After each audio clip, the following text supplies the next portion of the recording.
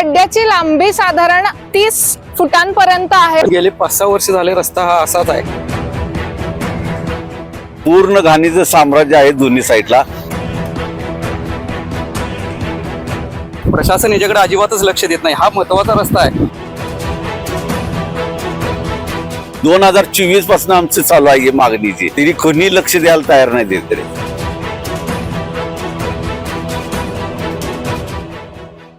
प्रत्येक पनीर सारखं नसतं। शुद्धतेची खात्री करूनच योग्य पनीर निवडा। पनीर घेताना गोकुळच मागा। शुद्धतेचा विश्वास, चवीचा आनंद। आजच घरी आणा गोकुळ मलई पनीर।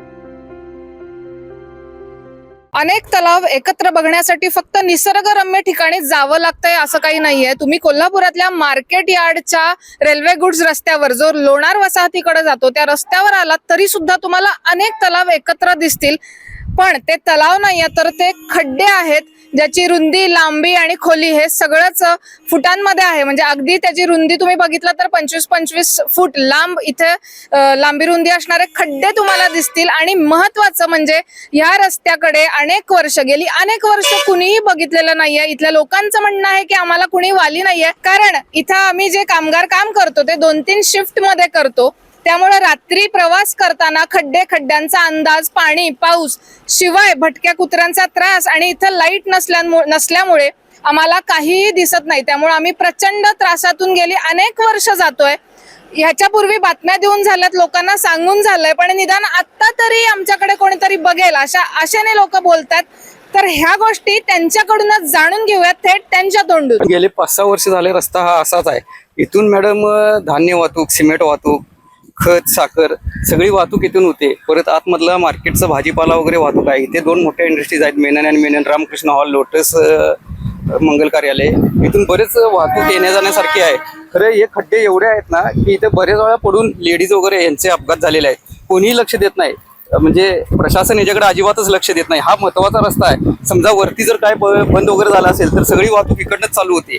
हा उजगावला जाण्यासाठी हा बायपास रोड आहे, तरी पण ह्याच्याकडे कोणीच लक्ष दिलं नाही। खड्डे एवढे मोठे आहेत की मॅडम नको वाटते आम्हाला, की म्हणजे आता गाडीवरून जाताना अक्षरशः अंगाची हाडे सगळी खिळखिळी झालेत सगळ्यांची। आणि शाळेची मुलांची पण वाहतूक असते। भरपूर वेळा मुलांनी पण सांगितलेलं आहे ते की बाबा हा रस्ता व्हायला पाहिजे व्यवस्थित वगैरे। आणि त्यात काय मॅडम काय झाले, इथून पुढे वरती पूर्ण सगळे कचरा टाकले दोन्ही साईडला। म्हणजे फुटपाथवर लोक एवढी येऊन कचरा टाकतात ना, त्याच्याकडे महानगरपालिकेचं लक्ष नाहीये। आणि महत्वाचं म्हणजे इथे लाईट नाही। आमचं काम किती वाजता संपते? 10 वाजता, 11 वाजता। आणि मेननचे मॅडम 3 शिफ्ट मध्ये काम चालते। त्यांची पण माणसं इथं रात्री 12 वाजता, पहाटेचे 4 वाजता वगैरे जातात। भटक्या कुत्र्यांचा त्रास आहे, जाताना लाईट वगैरे नाही, काय नाही, जे अक्षरशः नको वाटते इकडे मॅडम। एवढं भयानक रस्ता झालेला आहे हा, याच्याकडे कुणाचंच लक्ष नाही। आमची कृपा करून सगळ्यांनाच विनंती आहे की सगळ्या आमदार, खासदार या सगळ्यांनी येऊन इथे बघून ह्या रस्त्याची लवकरात लवकर डागडुजी करावी, व्यवस्थित रस्ता करून द्यावा आम्हाला।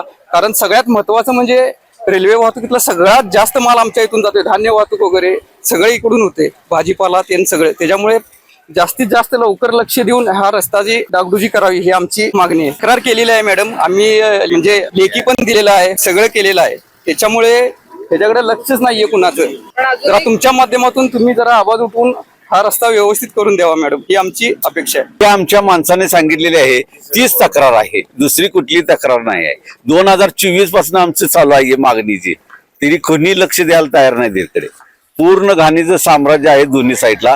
रस्ता तर भयंकर खराब आहे। तीच आम्हाला रस्ता दुरुस्त करून देण्याची विनंती। मुरुम टाकून दिलेले होते तरी मुरुम वाहून गेलेला आहे, डांबरीकरण तर काय केलेलंच नाही। आणि भटक्या कुत्र्यांचा आणि लाईटचा त्रास आहे। लाईट तर नाहीच आहे, नाही। मेनन रात्री जर शिफ्ट सुटली तरी ती माणसं अंधाऱ्यात जातात, त्यांच्या पाठीमाग कुत्री लागतात आणि अपघात झालेला आहे त्यांचा सुद्धा। भयंकर इथं त्रास आहे आम्हाला। खरं पाहता इथं इंडस्ट्रियल एरियामध्ये काम करणाऱ्यांना, इथल्या कर्मचाऱ्यांना, वाहतूक करणाऱ्यांना सर्वांनाच प्रचंड त्रास होतो। कारण तुम्ही बघता हा खड्डा किती मोठा दिसतोय, तो खोल किती आहे ते सुद्धा बघूयात आणि तो ऍक्च्युअल मध्ये किती आहे ते बघूया। आपल्याला हे दाखवणं गरजेचं आहे, म्हणजे कळेल। तुम्ही बघत असाल हा जो टेप आहे तो 15 फुटांचा आणि तो संपला आणि हा खड्डा अर्धा सुद्धा भरलेला नाहीये। म्हणजे या खड्ड्याची लांबी साधारण 30 फुटांपर्यंत आहे आणि रुंदी सुद्धा त्याच्या अर्धी म्हणजे 15 फूट वगैरे दिसतीये। त्याच्यामुळे इथल्या लोकांना होणारा जो त्रास होता तो किती भयंकर होता, रात्री जाणाऱ्यांना तर किती त्रास होत असेल याचा अंदाज आपण लावू। तर इथल्या लोकांकडून आपण जाणून घेतलं की हा जो रस्ता आहे तो अगदी सुरुवातीपासून शेवटपर्यंत अशाच प्रकारे खड्ड्याचं साम्राज्य इथं पसरलेलं आहे. कचरा, कचऱ्याचा वास आणि सर्व गोष्टी. तर लवकरात लवकर प्रशासनाने ह्याच्याकडे लक्ष द्यावं, कारण हा महत्वाचा रोड म्हणायला हरकत नाही.